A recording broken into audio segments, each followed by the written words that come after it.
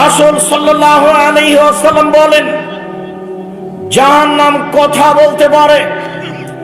জাহান্নাম বিচারের মাঠে মানুষকে তার নিজের দিকে ডাকবে। জাহান্নামের খড়ি হচ্ছে মানুষ ও পাথর। মহান আল্লাহ বলেন, অকুদহান নাসল হিজা। জাহান্নামের খড়ি হচ্ছে মানুষ ও পাথর। জাহান্নামে কয়লা থাকবে না, জাহান্নামে কোনো কাঠ খড়ি থাকবে না। আব্দুর রাজ্জাক সাহেব মানুষ না হয় পাপ করেছে, জাহান্নামে যাবে, পাথর কি করলো? মাটি ও পাথর দিয়ে যা দিয়ে মূর্তি বানানো হয়েছে সব মূর্তিগুলিকে জাহান্নামে দেওয়া হবে। দুইটা কারণ, এক, এইগুলি দিয়ে জাহান্নামের আগুন বেশি উত্তেজিত হবে এই জন্য। দুই, মানুষকে বোকা বানানো হবে। দেখ দেখ দেখ, তোকে তো জাহান্নাম দিয়েছি, তোর নেতাকেও দিয়েছি, দেখ দেখি। সবকে বোকা বানানো হবে আপনার চোখের সামনে। আপনার নেতাকে, আপনাকে, সবকে জাহান্নামে দিয়ে দেওয়া হবে। ঠেকায়েন দেখি তখন। জাহান্নামীদেরকে বেঁধে জাহান্নামে নিয়ে যাওয়া হবে। আল্লাহ বলছেন, খুজুহু ফাগুল্লুহু সুমাল জাহিম সাল্লুহু। এদের ধরো, এদের শিকলবন্দি করো, এদের হাত বেঁধে জাহান্নামে নিয়ে যাও। হাত বেঁধে জাহান্নামে নিয়ে যাওয়া হবে কেন? অপমান করার জন্য। রংপুর গাইবান্ধা পলাশবাড়ির মুজিবুর বিএসসি বলেছিলেন, আমি জেলে এমনিতেই যাব, আমার হাতে হাত করা দেওয়া লাগবে না। পৃথিবীর মানুষ দেখবে, দেশের মানুষ দেখবে মুজিবুর বিএসসির হাতে হাত করা দেওয়া আছে, এটা আমি চাই না, চলেন আমি এমনিতেই যাচ্ছি। ইন্দিরা গান্ধীর হাত পিছন দিকে বাঁধা থাকবে, কেউ খুলতে পারবে না। ফেরাউনের হাত পিছন দিকে বাঁধা থাকবে, কেউ খুলতে পারবে না। আরেকটা জিনিস, মানুষের শেষ চেষ্টা বাঁচার হলো হাত দিয়ে। একটা রিক্সা এলে ধাক্কা লেগে গেছে, রিক্সা এসে আপনি হাত দিয়ে নিজেকে বাঁচাতে গেছেন, তো হাত তাকে যখন জাহান্নামে নিক্ষেপ করা হবে, মুখের ভরে ধাক্কা দিয়ে ফেলে দিয়ে পা ধরে ছেঁচড়ে নিয়ে যাওয়া হবে, তখন ও যেন তার হাত নামকে নিজেকে ঠেকাতে না পারে, নিজেকে বাঁচানোর চেষ্টা করতে না পারে।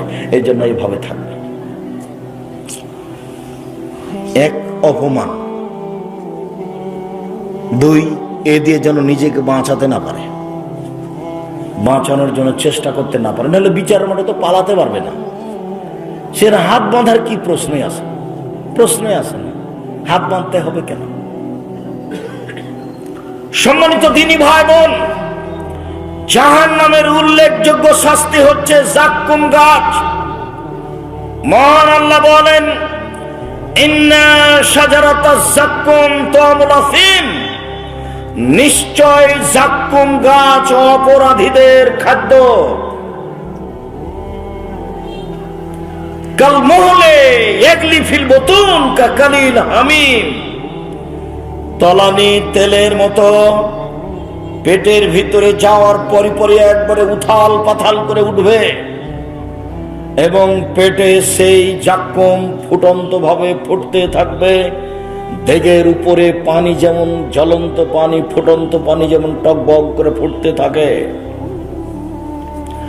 মহান আল্লাহ বলেন, আযালিকা খায়রুন আম শাজারাতুজ জাক্কুম। জান্নাতের ফলাফল ভালো না জাক্কুম গাছ? ইন্না জান্নাহা ফিতনাতাল লিযালিমিন। নিশ্চয় জাক্কুম গাছ আমি অপরাধীদের জন্য পরীক্ষামূলক করেছি। ওয়া ইন্নাহা তাখরুজু মিন আসলিল জাহিম। নিশ্চয় জাক্কুম গাছ পানির ভিতর থেকে গজিয়ে উঠে। জি, আগুনের ভিতর থেকে গজিয়ে উঠে, পানি নয়, আগুনের ভিতর থেকে গজিয়ে উঠে। আগুনের ভিতরে গাছ গজায়, অবাক কথা। পানির ভিতরে গজায়। দেখেন, নদীর পাশে গিয়ে দেখেন, শ্যাওলা একবারে নিচে থেকে জন্ম নিয়ে উপরে উঠে আছে পানির উপরে, দেখেননি? 5 হাত 7 হাত পানি, একবারে নিচে থেকে গজিয়ে বড় হয়ে উপরে ভেসে আছে। তো পানির নিচে ঘাস গজাতে পারে, জাহান্নামে আগুনের ভিতরেও গাছ গজাতে পারে, বড় হয়। রাসূল সাল্লাল্লাহু আলাইহি সাল্লাম বলছেন, তালহা কানহুরুশু শায়াতিন। জাক্কুম গাছের ফল হলো শয়তানের মাথার মতো। জাক্কুম গাছের ফল হলো শয়তানের মাথার মতো। তখন বিদ্বানগণ বলছেন, আচ্ছা, আমরা তো শয়তানের মাথায় দেখিনি, তো আল্লাহ যে বললেন জাক্কুম গাছের ফল হলো শয়তানের মাথার মতো, তা আমরা কি বুঝলাম? আমরা তো শয়তানকে দেখিনি, শয়তানের মাথা কেমন তা জানি না। আল্লাহ যে বললেন জাক্কুম গাছের ফল হলো শয়তানের মাথার মতো, তা আমরা কি বুঝলাম? তখন সব বিদ্বানগণ বলেছেন এর মানে হলো খারাপ, এর মানে হলো খারাপ, এর মানে হলো খারাপ। আবুল আলা মওদুদী রাহিমাহুল্লাহ বলেন, আরে শোনো শোনো শোনো, মানুষ যেমন রূপক কথা বলে ও বুঝে, আল্লাহ তেমন রূপক কথা বলেন ও বুঝে। মানুষ যেমন রূপক কথা বলে ও বুঝে, আল্লাহ তেমন রূপক কথা বলেন। মানুষ কিভাবে বলে? মানুষ বলে লোকটা এত ভালো, লোকটা এত ভালো, মনে হচ্ছে যেন ফেরেশতা। তো মানুষ কি ফেরেশতাকে দেখেছে? তবু বলে ও বুঝে। মানুষ বলে মেয়েটা এত সুন্দরী, মেয়েটা এত সুন্দরী, মনে হচ্ছে যেন পরী। কেউ পরীকে দেখেছে? তবু বলে ও বুঝে। মানুষে বলে মেয়েটা এত কুৎসিত, মেয়েটা এত কুৎসিত, মনে হচ্ছে যেন পেতনি। তো কেউ কি দেখেছে পেতনিকে? তবু মানুষ বলে এবং বুঝে। তা আল্লাহ এরকমই বলেছেন, এ কথা আবুল আলা মওদুদী রাহিমাহুল্লাহ বলেন। সারা পৃথিবীর বিদ্বান বলেছেন না, এর অর্থ হলো খারাপ, এর অর্থ হলো খারাপ। শয়তানের মাথা মানে জাক্কুম গাছ খারাপ। মানুষ যখন একে ক্ষুধার তাড়নায় মুখে দিবে, তখন গলায় বেঁধে যাবে, আর ভিতরে যাবে না, বাইরে আসবে না। আমরা তো চাঁপাইনবাবগঞ্জের মানুষ, নদীর ধারে আপনার বাড়ির পাশে কিছু গাছ তৈরি হয়, গাছটা বড় হলে ফল ধরে, বেগুনের ফলের মতো, বেগুনের বীজের মতো তার ভিতরে বীজ থাকে, ফলটা ছোট ছোট, পেকে গেলে লাল হয়, গাছটা মরে গেলে শুধু কাঁটা দেখা যায়। এইরকমই হলো জাক্কুম গাছ। আমরা চাঁপাইনবাবগঞ্জের ভাষাতে ওকে গুঠে বেগুনের গাছ বলি। শুধু কাঁটা দেখা যায়, এরকমই হলো জাক্কুম গাছ। কাঁটাযুক্ত গাছের নাম জাক্কুম গাছ। আল্লাহ তাআলা বলছেন, লাইসা লাহুম তামুন ইল্লা মিন জারি', কাঁটাযুক্ত গাছ ছাড়া তাদের জন্য কোনোই খাদ্য থাকবে না। এই কথা আল্লাহ বলেন। জাহান্নামের উল্লেখযোগ্য শাস্তি হচ্ছে আগুন। মহান আল্লাহ বলেন, কুল্লামা নাজিজাত জুলুদুহুম বাদাল্লাহুম জুলুদান গায়রাহা, যতবার চামড়া জ্বলে যাবে ততবার রেডি করা হবে, যতবার চামড়া জ্বলে যাবে ততবার রেডি করা হবে। আল্লাহ তাআলা বলছেন, সাউহিকুহুম সাউদা, তাকে আগুনের পাহাড়ে উঠতে বলবো, নামতে বলবো, উঠতে বলবো, নামতে বলবো, উঠতে বলবো, নামতে বলবো। রাসূল সাল্লাল্লাহু আলাইহি সাল্লাম বলছেন, মিনহুম মা ইয়াকুনু লা কাবাইহি, কারো কারো আগুন হবে টাকনো পর্যন্ত, অমিনহুম মা ইয়াকুনু লা রকবাতাইহি, কারো কারো আগুন হবে হাঁটু পর্যন্ত, অমিনহুম মা ইয়াকুনু লা হাকওয়াইহি, কারো কারো আগুন হবে কোমর পর্যন্ত, অমিনহুম মা ইয়াকুনু লা তারকুয়াতিহি, কারো কারো আগুন হবে নাক পর্যন্ত, গলা পর্যন্ত, এই পর্যন্ত তার হবে আগুন। এইভাবেও থাকবে।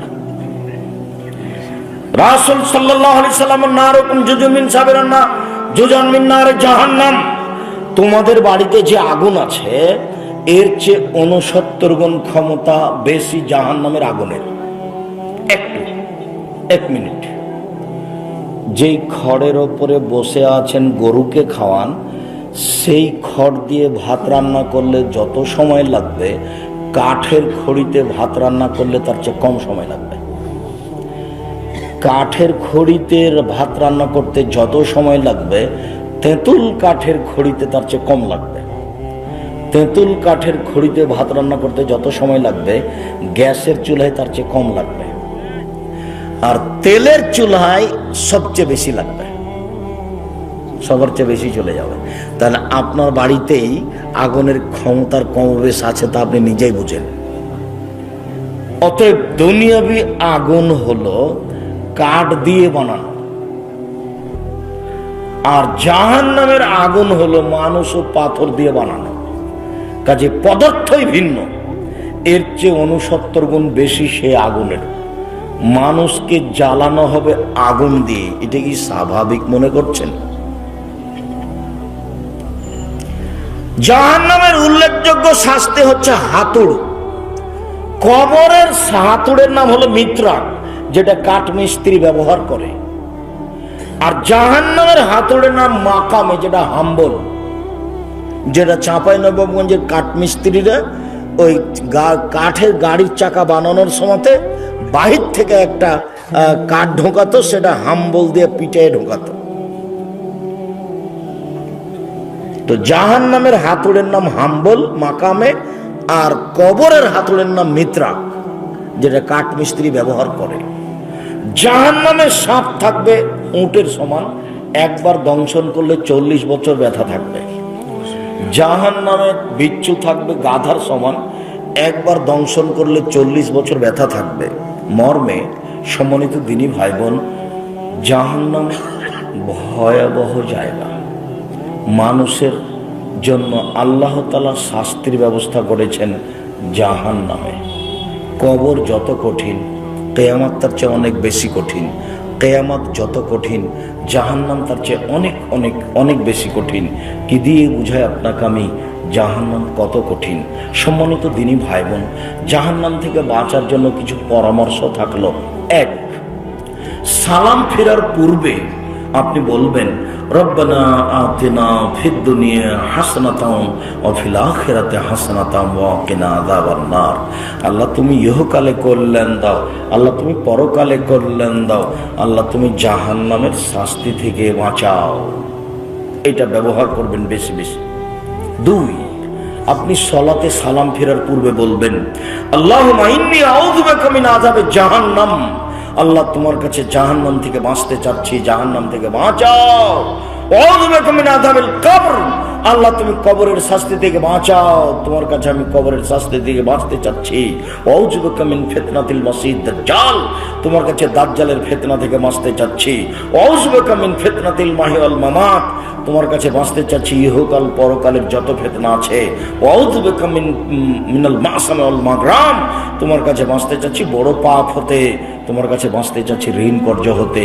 বাকি জীবন যেন কাবিরা গুনাহ না হয়, যেন সুদ না খাই, যেন জেনা না করি, যেন ইয়াতিমের মাল না খাই, যেন শিরক না করি, যাতে করে পিতামাতার অবাধ্য না চলি, যাতে করে কাউকে হত্যা না করি। এইরকম যেন পরিবেশ আমার না ঘটে, মানুষের উপরে যেন অপবাদ না লাগাই, মানুষের যেন বদনাম গীবাত না করি। তুমি আমাকে এইভাবে বাঁচাও। আর লোন নিয়ে ব্যবসা করবেন না, লোন নিয়ে বাড়ি করবেন না। ব্যাংকে চাকরি করে সেই জন্য লোন দিয়েছে তাকে সরকার, কত খুশি হয়ে যাবে, একটা বাড়ি করেছে 5 তলা। ওর যে জানা যায় হবে না সেটাও বুঝিনি, জানা যায় নাই, জানা যায় বাতিল। আপনি যে লোন নিয়ে বাড়ি করেছেন তা আপনার জানা যায় হবে না, জাহান্নাম জান্নাত পরে। খুব সাবধান, লোন নিয়ে কিছু করবেন না। আমি পরামর্শ দিয়েছি, চকলেটের ব্যবসা করেন, আপনাকে লোন নেওয়া লাগবে না। তার চেয়ে একটু বড় কলার ব্যবসা করেন, লোন নেওয়া লাগবে না। তার চেয়ে একটু বড় কাপড়ের ব্যবসা করেন, লোন নেওয়া লাগবে না। ধনী হতে সময় লাগবে 25 থেকে 30 বছর। একদিনই ধনী হতে চাইলে হবে। আর এখন তো ভোগরেল নদাপাড়ার জমির দাম অনেক বেশি হয়ে গেছে। আপনারা তো কৃষক মানুষ ছিলেন, কত জমি আছে, 2 শতক বিক্রি করলেই তো হজ করা যাবে, ব্যবসা করা যাবে। লোন নেবেন কেন? কোন দুঃখে লোন নেবেন? লোনই যাবেন না, মরাই লাগবে কয়দিন পরে, ছেলে মেয়ে থেকে যাবে, আপনাকে জাহান্নামে জ্বলতে হবে। আপনার সাথে তার কোনো সম্পর্ক নেই। আপনি আপনার বাপকে যতটুকু ভেবেছেন, আপনার ছেলে আপনাকে ততটুকু ভাববে না। আপনি ভাবতে পারেন না কত আদরের ছেলে, তবু মনেই নাই। আমার আব্বা আমাকে যখন রেখে ফিরতেন, তখনই আমার আব্বার 2 চোখের পানি ঝরঝর করে ঝরত, আমার এই চোখের সামনে একাধিক দিনের। তারপরে কই আমার আব্বা তো নেই, আমি অত খেয়াল করতে পারছি কিনা। তা আপনার ছেলে আপনার খেয়াল করবে? ভুল হিসাব। কবরস্থানের জন্য প্রোগ্রাম করছেন বা মসজিদের জন্য প্রোগ্রাম করছেন, ভালো। যারা প্রোগ্রাম করছেন তাদেরকে 5 ওয়াক্ত সালাত আদায় করতে হবে, মানুষের সাথে ভালো আচরণ করতে হবে, মানুষের জমি জায়গা জোর করে দখল করতে হবে না, জোর করে আইল চেপে নিতে হবে না, মানুষের প্রতি সহজভাবে চলতে হবে। 4টে নসিহত: 1 5 ওয়াক্ত সালাত, 2 হালাল রুজি, 3 কোরআন তেলাওয়াত, অন্তত সূরা ইখলাস। কয়বার? 3 বার। 4, দোকানে বসবেন না। 2 জন যেখানে বসে আছে সেখানে বসবেন না। আড্ডা পিটা চিরদিনের জন্য হারাম। কেন দোকানে বসবেন না? ওখানে কারো বদনাম হচ্ছে, আপনি খালি গিয়ে বলেছেন ঠিকই বলছিস, আসলেই খারাপ। এবার আপনি জান্নাতে যান তো দেখি, আর পথ নেই। না বুঝে একটা কথা বলে ফেলেছেন, তাহাজ্জুদ আর যা ছিল রোজা নামাজ সব হারিয়ে গেছে। বদনাম খুব ভয়াবহ জিনিস। আল্লাহ রসুল বলছেন, পৃথিবীর মানুষ 2টা জিনিসের জিম্মেদারি নাও, আমি জান্নাতে নিয়ে যাওয়ার জিম্মেদারি নিলাম। 1, মুখে বদনাম করবো না, গিবাত করবো না। 2, জেনায় লিপ্ত হয়েও না, বাকিটুকু আমি দেখব।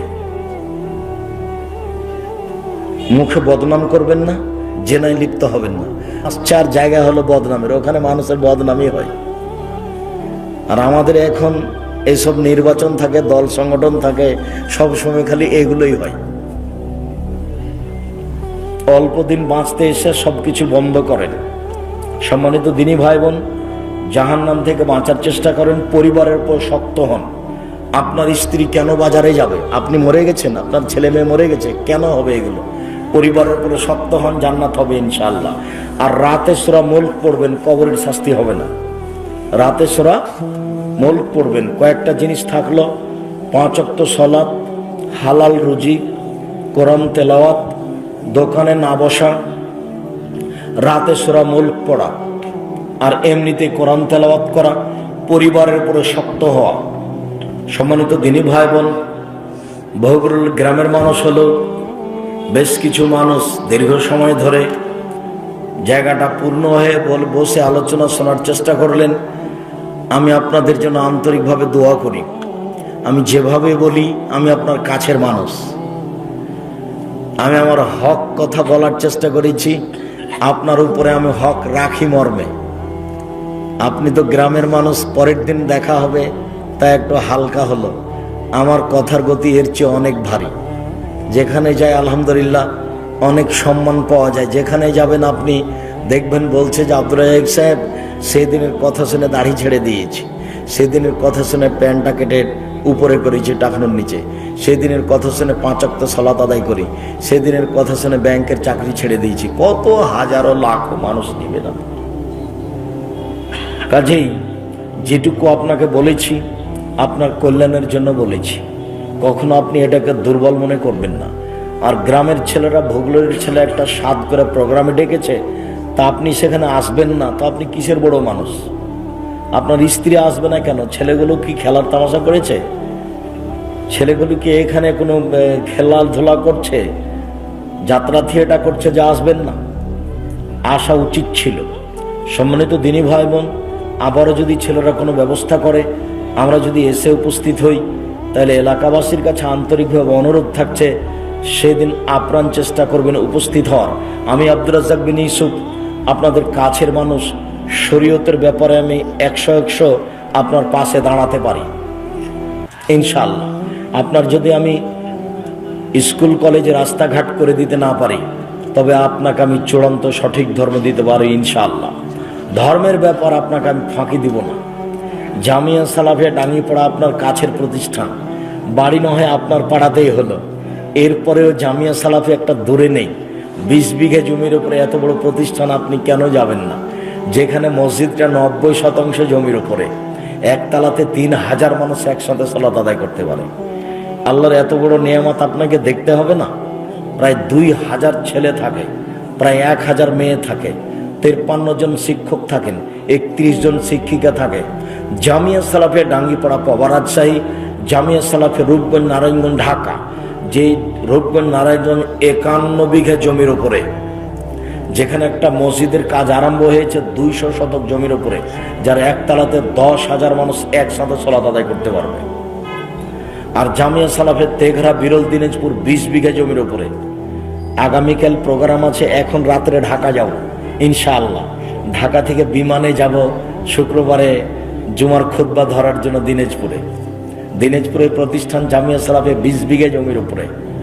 এখন এদেশে প্রায় 4টা প্রতিষ্ঠান চলমান, 250 জন শিক্ষক শিক্ষিকা রয়েছে, প্রায় 30 লক্ষ টাকা বেতন লাগে প্রতি মাসে, 30 লক্ষ। আপনাদের নিজস্ব প্রতিষ্ঠান জামিয়া সালাফিয়া, আপনাদের নিজস্ব পত্রিকা আল ইতিসাম পত্রিকা, বই পুস্তক আপনাদের নিজস্ব। আমি আপনার বাড়ির মানুষ, আপনার বেশি হক আমার চেয়ে।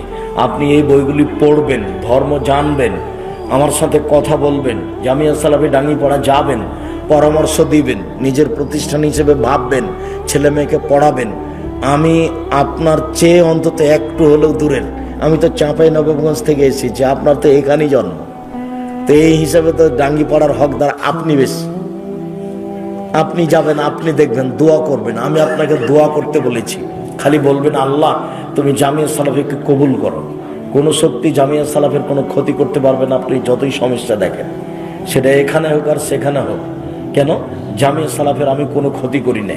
আমি এদের অ্যাকশন দেখে আমি তার টাকা দিয়ে দিই, এটা আমার সাহস। জামিয়া সালাফি এদেশে উন্নত মানের প্রতিষ্ঠান হিসাবে গড়বেই গড়বে ইনশাআল্লাহ। আমার মনে বড় স্বাদ, আমি এদেশের মাটিতে উন্নত মানের প্রতিষ্ঠান গড়তে চাই, যেখানে ছেলে মেয়ে বাংলা, ইংরেজি, আরবি উন্নত মানের শিক্ষা অর্জন করে জাতির অন্যায়ের বিরুদ্ধে লড়বে, মুখে কলমে মিডিয়ায়। সময়ের ব্যবধান মর্মে সকল দিনী ভাই বোনকে আমি জামিয়া সালাফের জন্য আন্তরিকভাবে দোয়া করার অনুরোধ জানাচ্ছি। আল্লাহ, আজকে আমরা যে আলোচনা করলাম, সে আলোচনা মেনে চলার, বুঝার তুমি তৌফিক দান করো।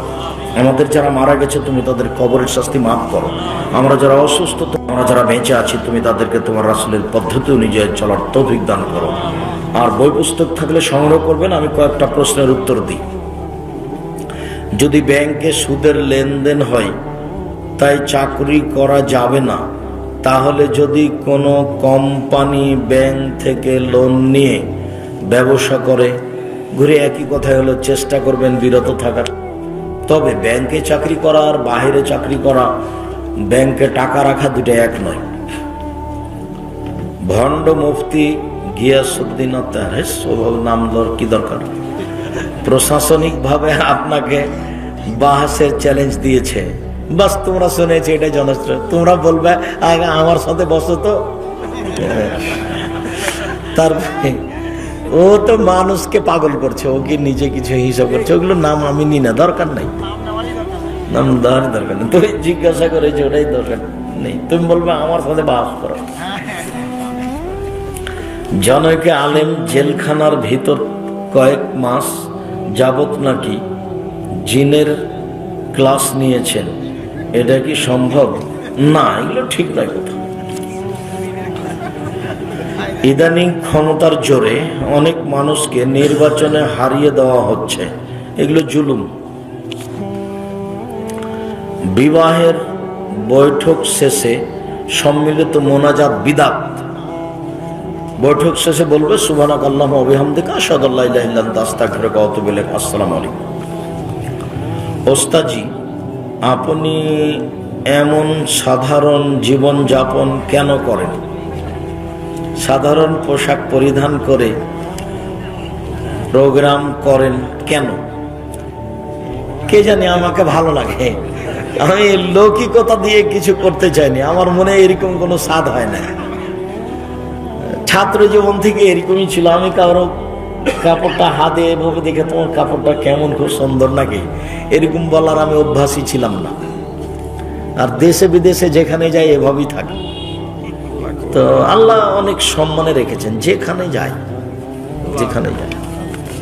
বিমানবন্দরে ঢুকলে দেখবে যে পিছনে পিছনে মানুষ খালি দৌড়িয়ে যাচ্ছে। রাসূল সাল্লাল্লাহু আলাইহি ওয়াসাল্লাম কবরে জীবিত নাকি মৃত? মৃত। আত্মার জগতে থেকে তিনি জবাব দিচ্ছেন। নবী বেঁচে আছেন কবরে, এই কথা মিথ্যা। এটাই তো তার বাহাসের আলোচনা। আপনার বিরোধিতাকারী তাসলিমা নাসরিন চিরদিনের জন্য পঙ্গু হয়ে গেছে।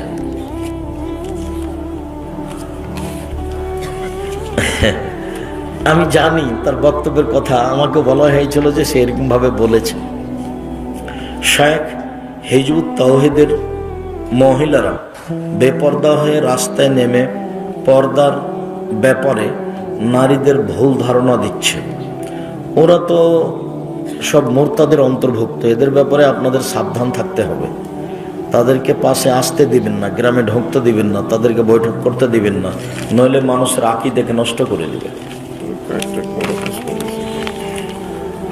ঘুমন্ত ব্যক্তিকে নামাজের জন্য ডাকা যাবে কি? জি যাবে, সময় হয়ে গেলে ডাকতে হবে। সালাতের জন্য, নফল সালাতের জন্য স্বামীকে বলেছে তুমি স্ত্রীর গায়ে পানি ঢেলে দাও। নফল সালাত, ফরজ তো তাহলে এবার বুঝতে হবে আরো বেশি। অ্যালার্ম দিয়েও জাগাতে পারি না, সাহারি না খেয়ে রোজা হবে কি? হবে। আল্লাহ রাসূল 9:30 10টার সময় বললেন, এই বাড়িতে নাস্তা পানি কিছু আছে না? তাহলে আমি সিয়াম থাকলাম। তো সাহারি তো খাননি। আর আমি জীবনে সাহারি খাওয়াতে আমি অভ্যাসই কম। ছাত্র জীবনে সিয়াম থাকতাম একদিন পর একদিন, দাউদ আলাইহিস সালামের। এখন চেষ্টা করা হয় বৃহস্পতিবার সোমবার, তাতে অত সাহারির সাথে যোগাযোগ রাখা যায় না, যার কারণে সাহারি খেতে হবে, বরকত আছে, জরুরি নয়।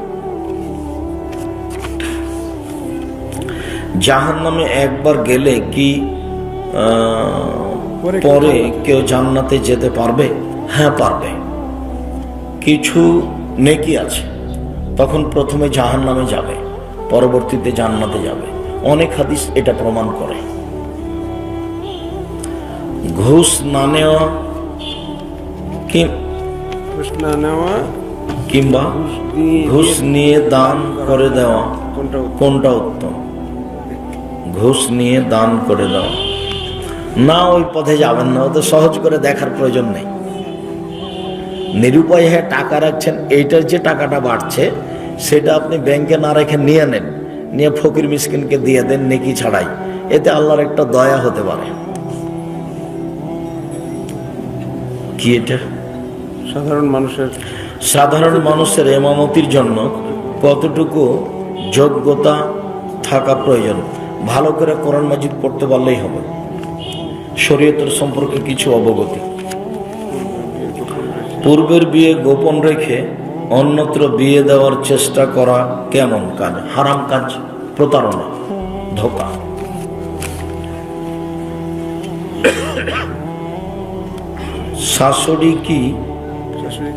শাশুড়িকে এনে মায়ের সাথে ঝগড়া করানো যাবে কি?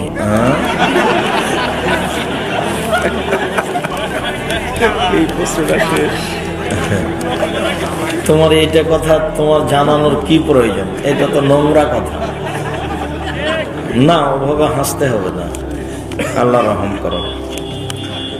আল্লাহ রসুল বলছেন, বুখারী মুসলিম, তোমরা যদি আল্লাহকে জানতে আমি যেমন জানি, তোমরা যদি আল্লাহকে জানতে আমি যেমন জানি, তোমরা যদি আল্লাহকে চিনতে আমি যেমন চিনি, তাহলে কম রাতে একটা সময় বের করতে হবে, মাঝে মধ্যে 2 রাকাত সালাত আদায় করে একটু কান্নাকাটি করে পাপের কথাটা বলা, এবং প্রয়োজনীয় জিনিস চাওয়া। চাইলে খুব খুশি হয়, আর প্রশংসা করে চাইলে আরো খুশি।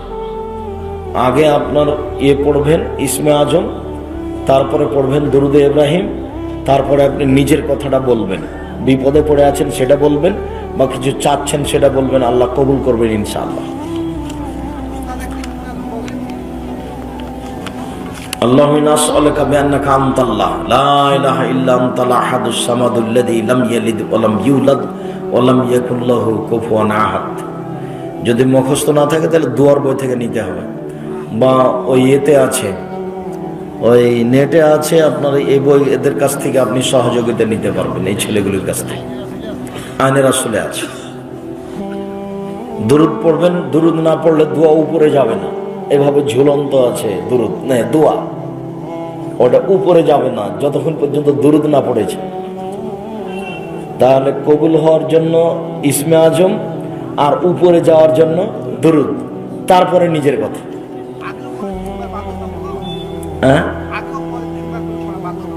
না, কতগুলো ইবাদত 3 বার আছে, সেই হিসেবে 3 বার বলতে পারে, করতে পারে। একাধিকবার বলবে, একবার বলে শেষ করে দিবে।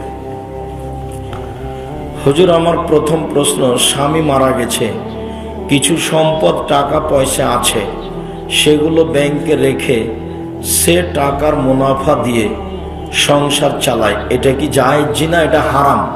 একটা কথা বলি, আমিও বুঝতাম না, আব্দুল্লাহর বক্তব্যে বুঝতে পারলাম যে সুদের ফলাফল হলো এইটা। টাকার গতি হলো ওকে চলতে দিতে হবে তার গতিতে। এটা হলো টাকার জন্য জরুরি, ওকে তার গতিতে চলতে দিতে হবে। কি? টাকা বিনিময় ছাড়া চলতে পারে না। 1 কেজি কপি দেন, টাকা দিলাম, এই টাকাটা ব্যবহার হলো কিসে? বিনিময়ে, কপির বিনিময়ে। এই জমিটা বিক্রি করতে চাচ্ছি 50 লক্ষ, টাকা দেন, তো দিয়ে দিলাম, জমি আমি নিলাম, তো টাকা কিসে ব্যবহার হলো? বিনিময়। 100 টাকা দিয়ে যে 110 টাকা নিলেন, এবার টাকা কিসে ব্যবহার হলো? টাকাতে তো বিনিময় হলো না। বিনিময় হতে হবে আর একটা জিনিস দিয়ে। টাকা দিয়ে টাকা বিনিময় হয় না। যদি টাকা দিয়ে টাকা হয় তাহলে তার যেটা চলমান গতি আছে এটাকে বন্ধ করে দেওয়া। তার চলমান গতিকে বন্ধ করলে মানুষ ধ্বংস হবেই, তখন মানুষ সুদ খাবে। এই কারণে আল্লাহ বলছেন সুদে মানুষের টাকা কমে যায় আর দানে মানুষের টাকা বেশি হয়ে যায়। টাকাকে নিজের গতিতে চলতে দিতে হবে। নিজের গতি মানে হলো ওকে বিনিময়ে ব্যবহার করতে হবে।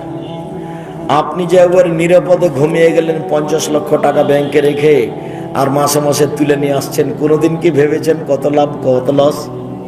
বেগুন কিনেছেন নাকি যে ঢাকা যেতে যেতে পচে যাবে? ব্যবসা যেটা কেমন ব্যবসা? এটা ব্যবসা কোনোদিন নিরাপদ হয়? বিনিময় হলো না তবু আপনি টাকা পাচ্ছেন, এটা কথা হলো? যার কারণে একটা ব্যাংকে টাকা রেখে ওই মুনাফা হারাম, কাবিরা গুনাহ সুদ, ওই মুনাফা খাওয়া যাবে না। আমার দ্বিতীয় প্রশ্ন, স্বপ্নে খাবার খাওয়া দেখলে শুনেছি শয়তানের মলমূত্র খাওয়া হয়, এ সম্পর্কে আপনার মতামত কি? জি না, এগুলো আল্লাহ রাসূল বলেননি। স্বপ্নের ফলাফল চূড়ান্ত কিছু নয়। আল্লাহ রাসূল বলেছেন যে খারাপ লাগলে কাউকে বলবো না, কাক পরিবর্তন করে নাউজুবিল্লাহ বলবো। খুবই যদি খারাপ লাগে তাহলে উঠে ওযু করে 2 রাকাত সালাত আদায় করতে হবে, খারাপ স্বপ্ন ওখান থেকেই শেষ। আর যদি খুব ভালো লাগে তাহলে কাউকে বলা যায়।